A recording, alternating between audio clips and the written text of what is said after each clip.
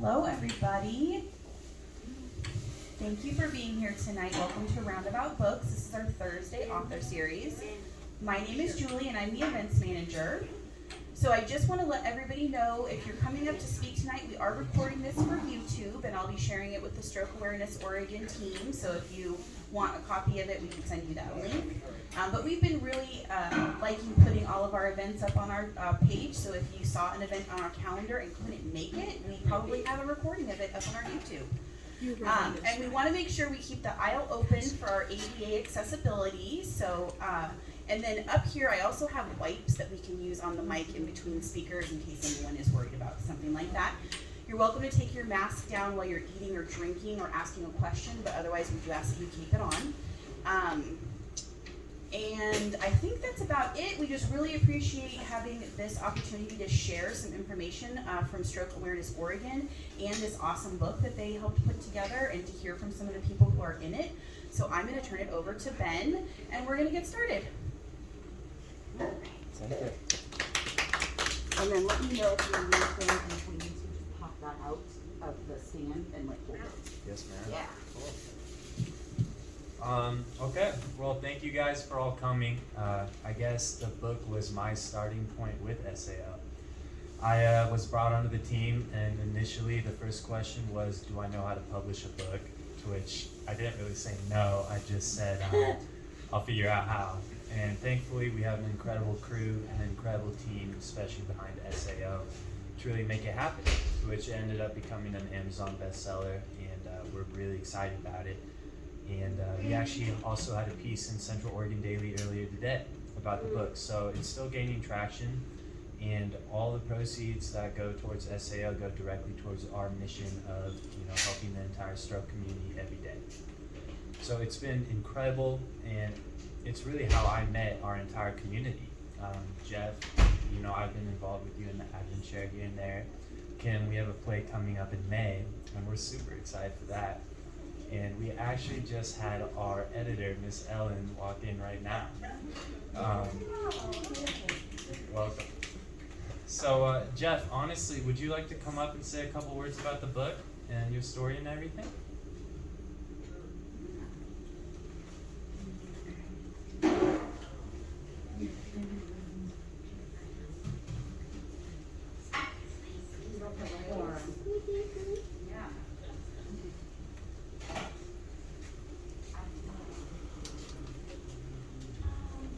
We just kind of angle it around.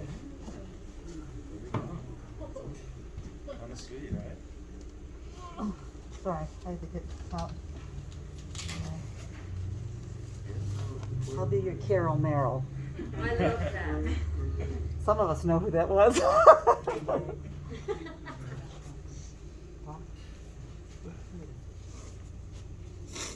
Nice. Good. I need to take one of No, I'm good. Is there a volume? It should be going. Yeah, I can turn you up from right here, but just it has to be pretty close. Probably directional, you have to speak straight into it. Yeah, outside. but I can also turn you up. Oh, straight. Yes. That's what I'm thinking. Is it on now? Oh yeah, that's on. Oh, good. I didn't expect to speak tonight, but I'm really glad I'm here. Thank you, Lene, for starting SAO. Everybody for being part of it. Ben, I'm glad you're here. My chapter in the book deals a lot with my wife and how she's been right behind me, literally. Most husbands don't like to get pushed around, but she's essential in my life. And she talks over me a lot too. But the other part of my chapter deals with my recovery and my drive to be outside, be part of nature again. So that led me to create the adventure as an adventure in a wheelchair. So I really appreciate Lene's cheerleading for the adventure. I really want to see more opportunities for stroke survivors to take advantage and be outside. So thank you all for Ellen for being part of the book. Thanks. What do you want? Jeff, I have a question. Would you explain to people how the traction that the Advent chair has gotten nationally? It's been pretty phenomenal. It started off with a story it was done 2 years ago on OPB radio, which is picked up by NPR nationally, which has led to how many news stories in the last 2 years. And then just recently we had a story done on Oregon Public Broadcasting, again on Oregon Field Net. We've had 2 stories done by Scripps News Service, which has 60 markets nationally. So it's been pretty phenomenal. People have been interested in it. So a couple of important things I want to stress about the chair that's important to us in the stroke community is that the chair doesn't rely on the person pushing it. It's designed for people to pull and push and lift. It's designed for people to assist the rider. The chair, no other chairs quite like that. So I want to stress it's very usable. We have a number of cards here today. Hey Keith, if people would like them. So I don't want to take touch.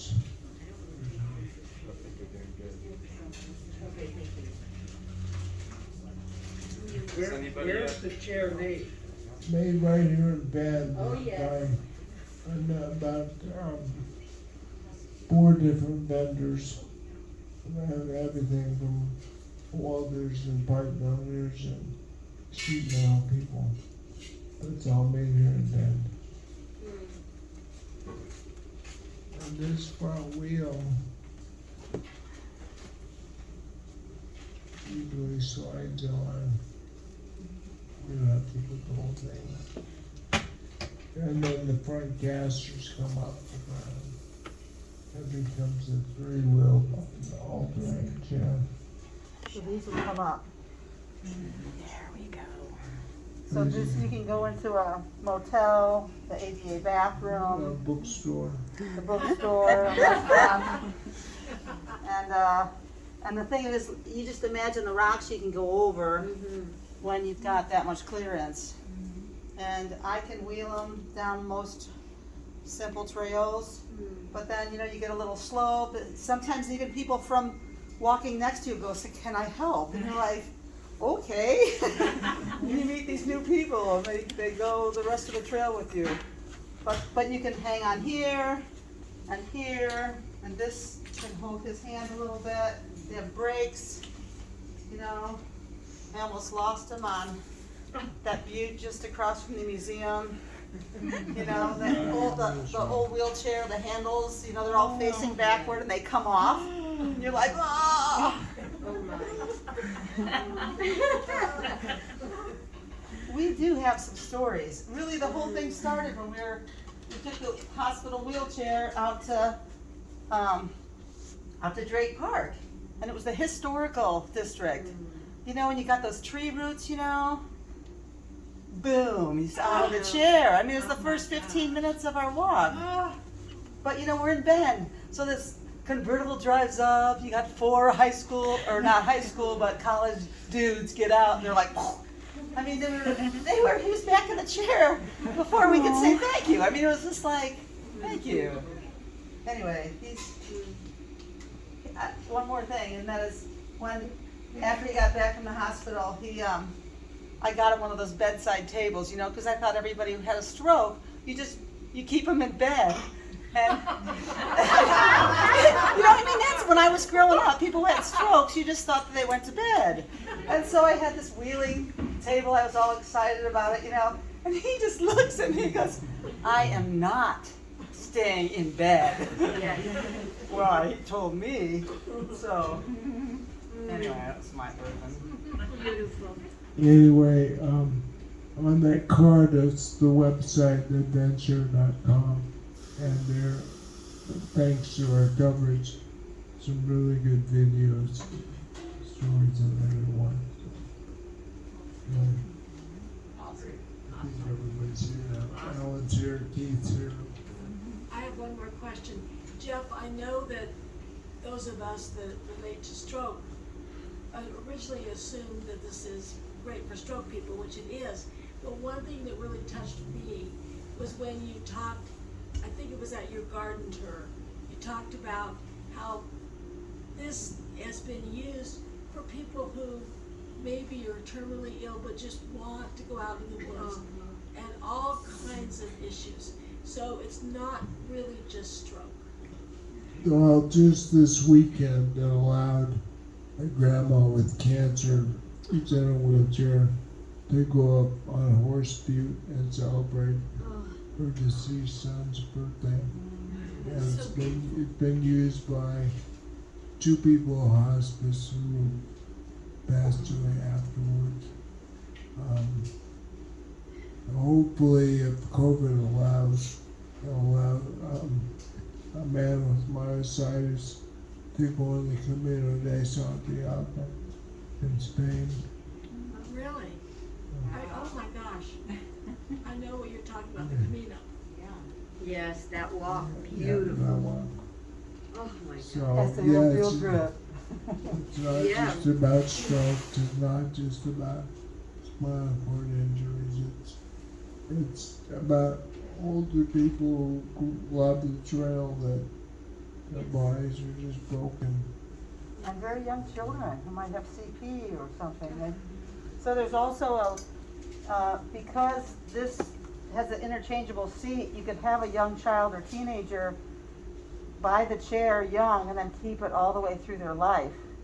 And it has a little foot plate right up here, like this is mounted to here, so that if you have a child that needs support, or if an adult wants to change the position of their feet, they can put it up on the foot plate. This is all super adjustable. You know, you can lean back, forward. Yeah, it's Pretty a beautiful. Volvo. It's a Volvo. Range Rover. A Range Rover, sorry.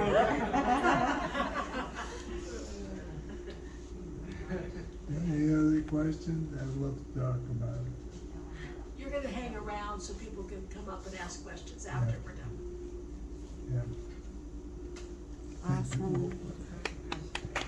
Thank you.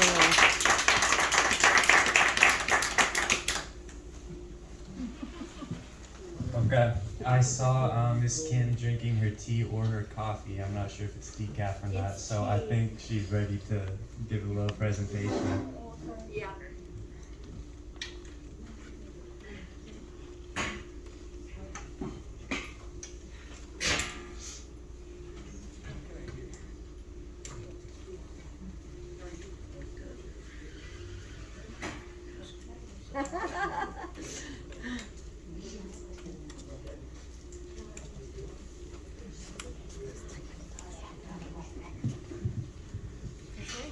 Very interesting. Yeah. So, thank you, Bob. All right, Jeff. God bless you. I mean, honestly, you move me incredibly. And you are the epitome of what can happen when a tragedy comes to your life. You can either sink or you can rise and make something so much greater than you ever would have done, you know? And I love that. I went on an adventure here, and it was so great. He asked me to come with him, and I can get around. I've worked my butt off to get around, and I'll tell you about that. But just to say about your chair, and we went out, and Ben was there, and it was so incredible because I could never go on a hike more than, I've done 2.5 miles. I couldn't take anything long. I couldn't do it, And I thought, wow, look at this. Again, turning it around, right? We come from the mud and we're a lotus, and you just have kicked it out of the park and helped so many people even more than stroke. And you just have to say, wow, may I do that? And I think that when people see you and hear your story, and hopefully for all of our stories that are in Yes I Can, it is really about turning it around. It's really about us individually saying, really? All right, now what am I going to do with this? And what came to me was that I wasn't going to let it define me. And I was going to take the journey with joy. That it didn't have to take my spirit, and I could be grateful anyway. And it's crazy because I wrote a book 5 years before that, and in one of the chapters said, how do you say thank you for what you have and for what you don't have? And boy, I talked about it, but boy, am I practicing that now. I have the most incredible opportunity. And I know that people, when they talk to me and they haven't had a stroke, they're like, oh, wow, what am I doing with my life? They go, I can live my greatest life. I don't have to befall something. I can still, show up and help somebody else. And my second year, so my whole thing was I have a beautiful family. We have a very strong faith in God. And so I immediately felt loved. I knew that I wasn't being done unto. I knew that I was being loved, and this was how I was being loved. And to practice that's pretty powerful. It's easy to say, I'm not the body, I'm not the mind, but when you don't have the body and then really walk it, that's something. And I felt like I was given a great opportunity. And so Lane and I started the stroke meeting. We both met. The social worker at the hospital said, you gals are talking about the same thing, get you together. And we started the stroke book, and it's still going. And it's beautiful. And it's helping people. Sometimes you just need to talk to somebody that knows what it feels like. And I've had the greatest journey with my friend Lane, because we get together and we laugh and we cry. And we, I just feel incredibly grateful, like to the bones. And I want to share that with people. And so the second year, so my family is so incredible. I was going to do everything to get my body back. Couldn't move my whole left side. And little by little, and then my neighbor down the street, we moved here, my neighbor down the street, and boy, we started meeting. I was giving her piano lessons, first her daughter, then her, piano, singing, and songwriting. And we found out we had so much in common, and we ended up writing a play. Now, I had worked with a playwright for 10 years, but I never wrote anything, not a stitch. But she and we started writing this piece, and we didn't know what we had, and now it's being produced by Stroke Awareness Oregon. It's May 27th. We're very excited. It's going to be at the Tower. Yay! That's exciting. I'm scared to death, and I'm excited at the same time. This year has been a rough year for me because I fell, and I broke my hip, and and so the journey to come back, and I was in a wheelchair for 6 weeks, and that was really hard. And I went, okay, Lord, you're obviously asking me to have a little bit more compassion, because it's exactly what it gave me for anybody in a wheelchair. It's like, it's not easy. It's not easy. But look at what you can do. Thank you very much, And so my journey has just been gratitude, working hard, showing up even when I don't want to. I get up in the morning and I meet my disabilities and I immediately say, what's my ability? And I keep my consciousness in my ability. And that's it. That's what my story has been. And yeah, thank you so much. That's it. Can you tell everybody about the play, the name, the theme? Yes. It's so fascinating. Thank you. It's called Freedom Off the Page. And when we started writing it, she was writing her part of her. So it's really a friendship. It's about two women, myself and Anne, and through our lives. And it's about loss and choices and faith and overcoming. And so you'll see parts of my life and parts of her, and the through line, I don't know, we could have never thought of this, honestly. We just kind of started piecing it together, and it turns out that it's the piano lesson, because it's our life, how we met, how we started, and then you start to get to know us. And so, and I don't want to tell you how it ends, but I'm really, really excited about it, and I can't thank you enough, Lanae, because I really feel, we've done 3 readings, and everybody, I had a man in a wheelchair come up to me after the second reading, and he said, and he was crying, and his wife was crying, and he said, he had been in a wheelchair since he was 17. It was a gun that went off, and he was paralyzed. And he said, you had me rethinking about my life.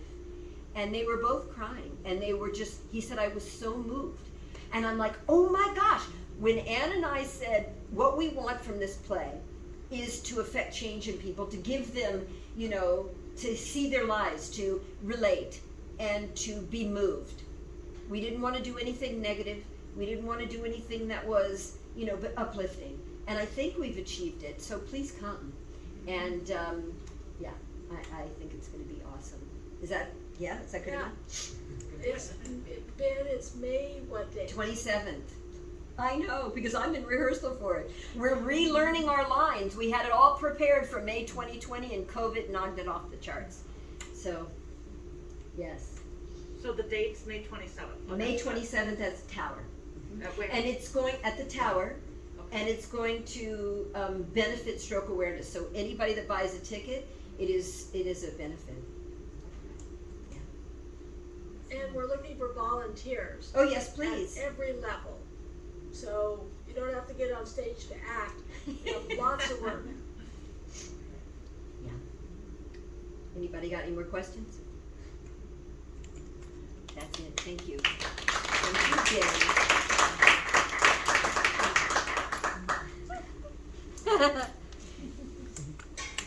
I love you. I missed you too.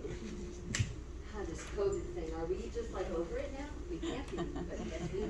Well, I know he kind of snuck in towards the end, and he wasn't really planning on being here till today, but Keith Taylor is featured in the book, and it would mean a lot if he came up and talked about it just for a little bit. And he's also a big part of the board, so if you want to talk about SAO too, that would be great.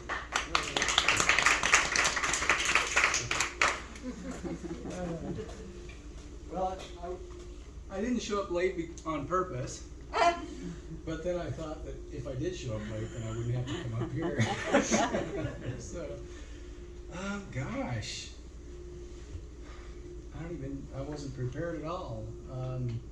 So my story is, it's funny, we were talking earlier today about stroke survivors and everybody who's had strokes, and we're all kind of putting this, what's the term I'm looking for, where 80% of stroke survivors have a stroke due to whatever, and all the statistics, and I don't see that hardly ever. The statistics are all over the board from whatever gave you such an event in your life. I had a rare disease. It's called HHT, stands for hereditary hemorrhagic telangiectasia. Wow. And no, I couldn't say that right after my stroke. And gosh, I was a business owner in the valley. I grew up in Eastern Oregon in a tiny little town, and went to the valley to make a living. And we grew a company pretty good sized. And then I had my stroke out of nowhere, and it was a hit. It was a tough hit. We were doing everything we could, and after being home for so many months, and Babette was home with me, and I went through depression. And Kim is an inspiration. You really are truly an inspiration to us all because of your attitude. It's amazing. Anyway, I kind of went through depression. I was never depressed. Never been that way. Nor am I today at all. But yeah, I went through that, and I wondered, is it worth it? You know, because I didn't know, if I was going to be able to work or do anything and support my family. I'm sorry. And so then we had to move to get closer to where the actual manufacturing company was. And we did that. Babette had to leave her long-time job that she had and everything so we could move there because my partners wanted me close. And we got down there, and a few short months later, they basically said, we can't have you here anymore. And so we had built this company, and that was a tough hit. Now, it looks worse on them than it was, because there was a disability policy that we had that wouldn't pay unless as long as the company was making money, it wouldn't pay. And so, and the company was, should I say unfortunately or fortunately?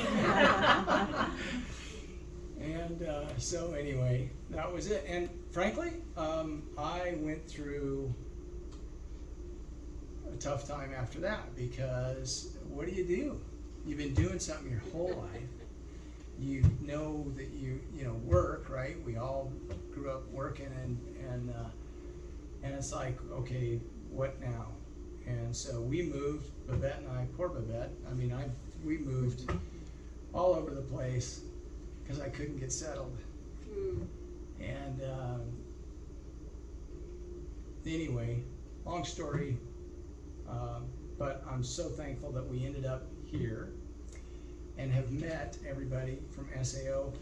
And I was reached at the time. We had moved to down in Arizona, which never happened either, but we've been in Oregon our whole lives. And anyway, I go down there, and I get a phone call from Carol at the time saying, this Lonnie wants to meet you, and I was living in Arizona. Anyway, you can't be a part of SAO if you live in Arizona. And so we moved back to Bend. So anyway, it's been great. SAO is a fantastic organization. We make a difference for a ton of people. I'm very proud to be a part of SAO, and it's been taking a lot of work lately, but we're making a difference. And so we're so happy for all of you guys being here. Will you talk about your work with the support groups? Yeah. So, Lonnie and Kim started the support groups in the hospital. And then when I came along, we were doing them at the hospital for a little bit of time, and then COVID hit, right? And so I kind of took that on and started doing Zoom calls. And so I do Zoom meetings. I say but I'm the MC, I guess is what you call it. Yeah. Showbiz. Yeah. I don't think I do a very good job, but Yes, you do. we're running them, and we do them twice a month. We have a young person's support group that is actually going on right as we speak. We have a caregiver group that meets, and they're doing a fantastic job. And we do have a men's group that we were meeting once a month, but due to COVID, it's tough because the whole purpose really of the men's group was, you know, don't take offense, but sometimes guys, you know, want to talk amongst themselves. They don't want to tell their wife everything that's on their mind. Seriously. And so. Neither do wives. Yeah. Yeah. Sorry. So anyway, we're doing all these groups and making an impact, I hope. Yes. I hope. And Keith, tell people that how many different states, not only Oregon. I mean, that's right? Yeah, because when everything happened, the pandemic, and we started doing Zoom meetings, then I started reaching out to some of the folks that I've known, because I have some other stuff that I do, and I started reaching out to some of these people, and we've got, and Lane, of course, knows a ton of people too, and everybody, and so I just invite everybody, and so, gosh, last week, what do we have? We had 2 from like the New England area. You've got North Carolina. North Carolina. The speaker that's coming this next Tuesday is from Georgia, and he's speaking. Yeah, we've had Brooklyn, New York, gosh, all That's over. great. So it's been fantastic because we are reaching out. So, any other Helping a lot of questions people. for me? Thank you guys so much.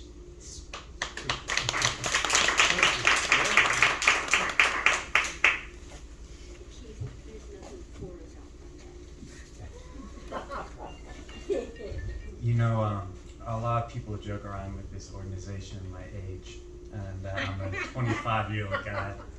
And being a young adult, you know, you think you know what motivation is, but when you actually read these stories and you actually get to encounter a lot of them in real life, it changes your life.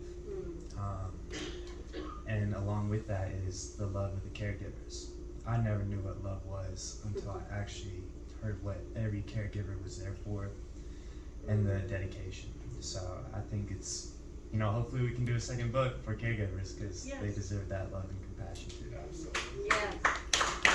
But it is always a team effort, and behind this book was probably the most incredible team. If you looked at us from a photo or a poster and you found out that we were an Amazon best-selling book compared to some big agencies, I think a lot of people would drop dead.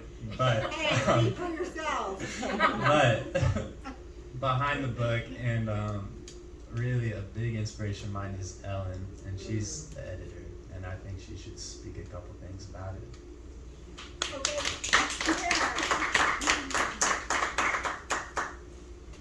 All right, thanks. Hi, everybody. Hi, Ellen. Hi.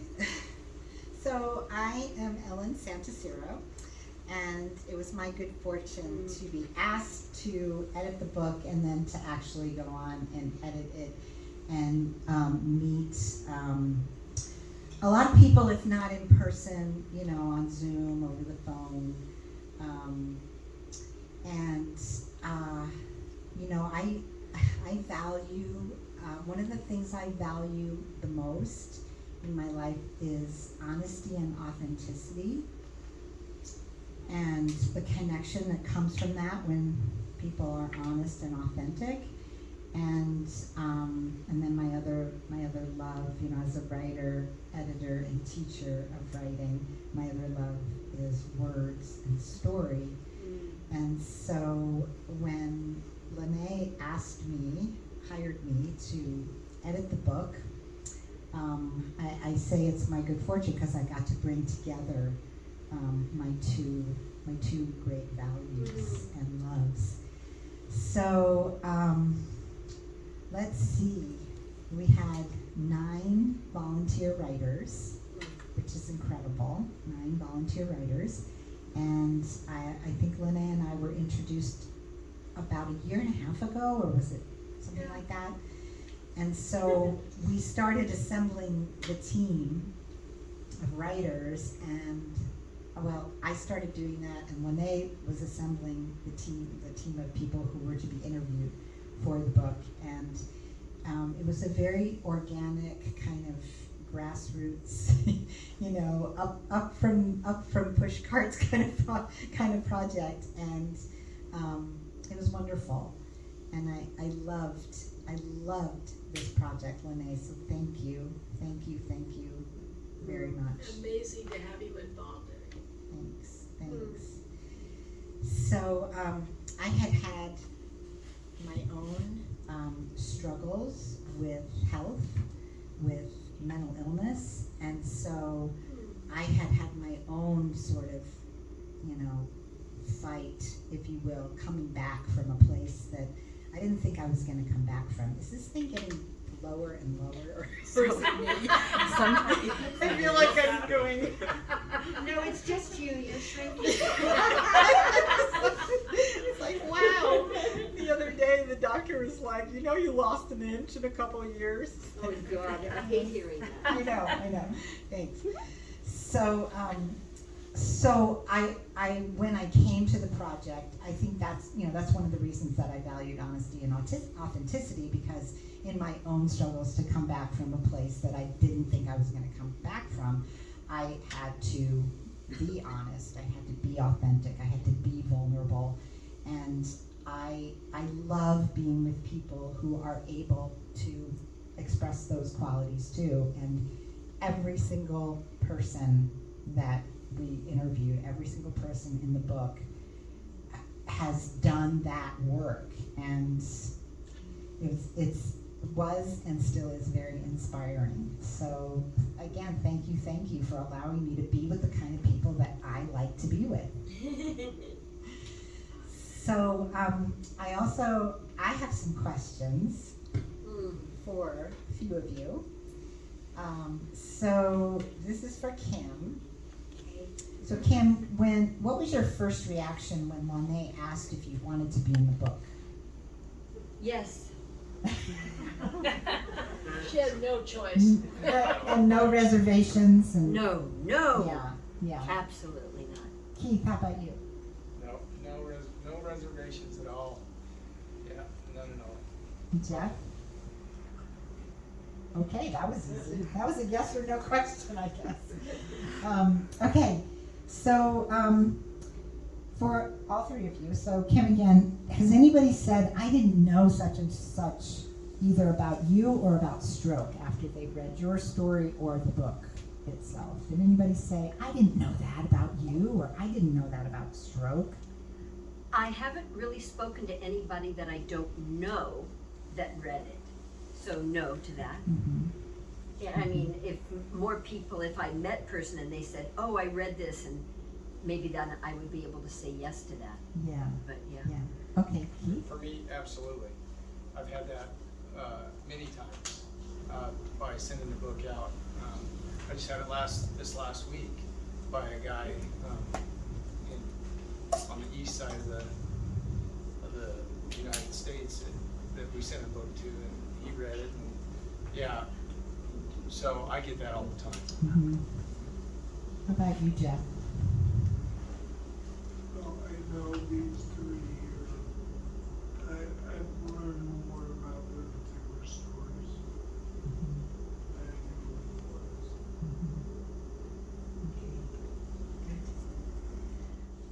I'm just a blabbermouth, so I think that's why I just tell everybody, I'll be in a restaurant and I'll be walking and I'll turn to somebody and I'll say, oh yeah, I had a stroke.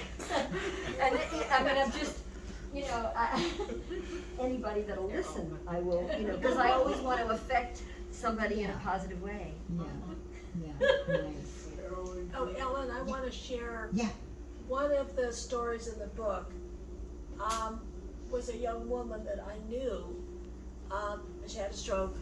she was raised with my kids. But I'll never forget when she called me after the book had come out, and she was in tears. She said, "Thank you so much."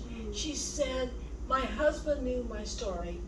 My brothers and sisters kind of knew my story." She said, "My stepchildren did not know how I felt." And a number of people had reached out to her, and she said, "What a gift that I could share my feelings through this story." That was Roz DePar. That's Roz Himes. It was amazing. She was just sobbing, thanking us, because the book, her story, had impacted her family much more than she could have ever done just by telling. And we've just had so many people. It's just amazing to me, the people in the book that have had such positive responses in ways that we would have never ever thought. Nice. Okay, let's see. I think one more. Oh, what is not in your story, Kim, that you would like people to know? This is my second recovery, and I'm 38 years clean and sober. So I talk about a dark place that you didn't ever think you were going to come. I was on the ground asking, "Please, Lord, help me." I was 88 pounds. So that's in my play, though. So, yeah, it was, I just got lost.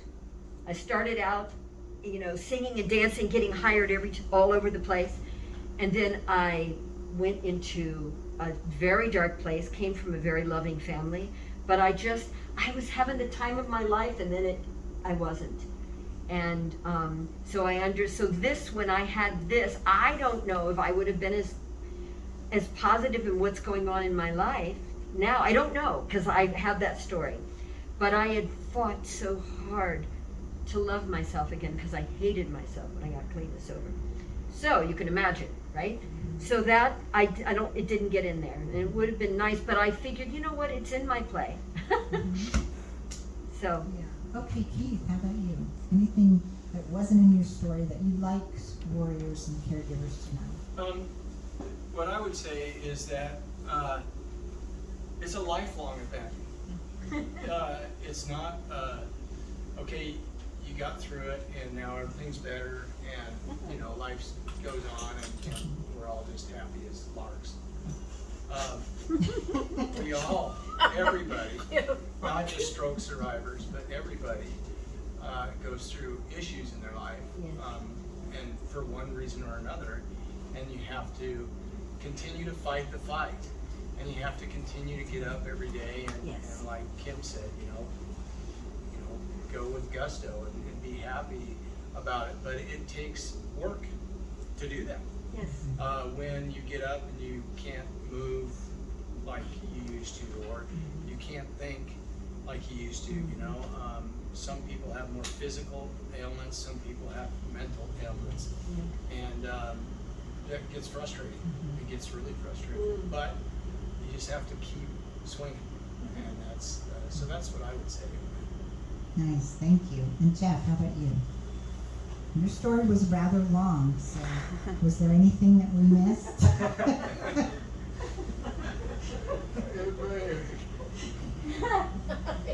It may have covered it, but the thing that constantly amazes me is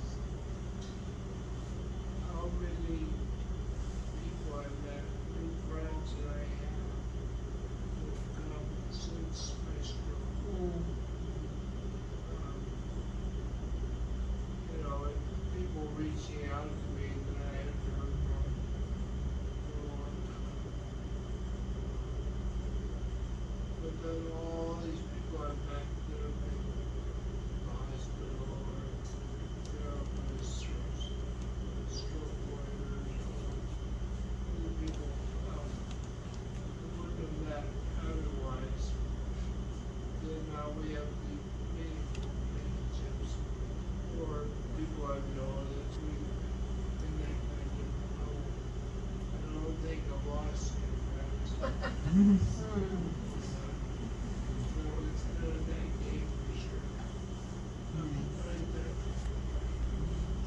Thank you.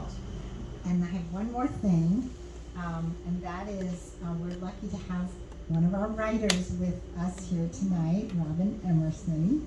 Robin's right there. And Robin, what was the experience like for you to write as you did for the book? So,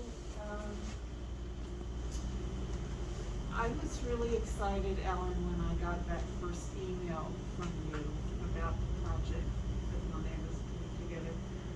I was really excited because I had had a traumatic brain injury in 2008. And I was actually here in Bend with a group of people who were focusing on learning to write well, take what we already had been doing and learn more and become better writers. And so along comes this opportunity to work with a great teacher, editor, and in a way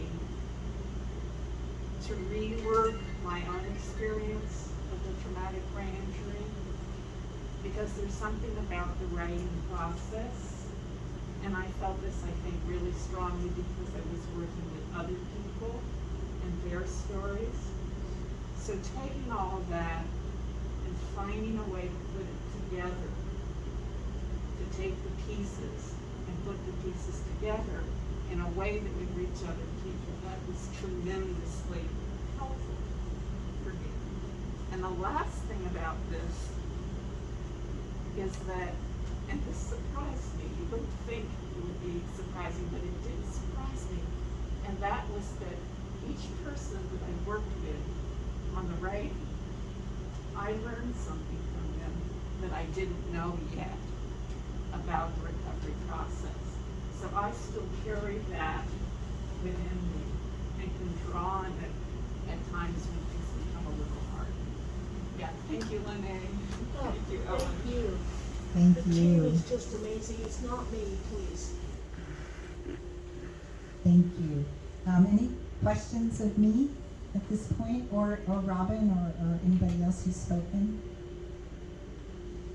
Lene, Ellen, yes. I'm gonna put her on the spot. We'll see what her answer is. The answer is yes. You know it's yes. So, one of the things that came out of this book was the real need for us to do a sequel that was a caregiver story. Because we say that caregivers many times are affected more actually than the actual person who's had the stroke. It's changed their lives. Look at Yvonne and Beth, are you behind? I can't quite see. Yeah. And so we always say caregiving is the hardest job you never applied for. And so through this experience, you'll see a lot of quotes from caregivers, but we feel like there's a real need to do a sequel that would be from a caregiver's perspective, so that that book could be given to new caregivers again. Great idea. So my question to you, Ellen, is are you up for a sequel that involves caregivers? Yes. Yeah. Absolutely. I've been waiting actually for the phone to ring.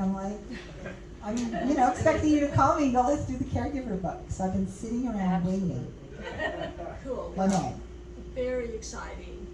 And it's been fun for a couple of things I want to mention. Now, because Ellen's name is on the book and she is the author, it's not me and it's not Stroke Awareness Oregon. It is really Ellen. So now people are reaching out to her to talk about this experience. She got a call to be on a radio show. TV show. All TV really show. fun. Me and Keith, we're going to be on TV in New York City next month. Did you? About stroke. That's the book. fantastic. Yeah, I'm so excited. So I can't obviously tell you how grateful we are to Ellen, because she's really the one that brought it together. You know, she's the one that vetted all the writers. We have amazing writers and people that just came forward and said, we are willing to spend our time, donate our time to this effort. And Ellen she herded all the cats, including the writers, the survivors, all of us staff people, I guess you'd call us, and kept us all corralled until we got this absolutely amazing book. And much better than I have to tell you that I ever dreamed it could be. I'm really happy. Thank you. Thanks, Ben.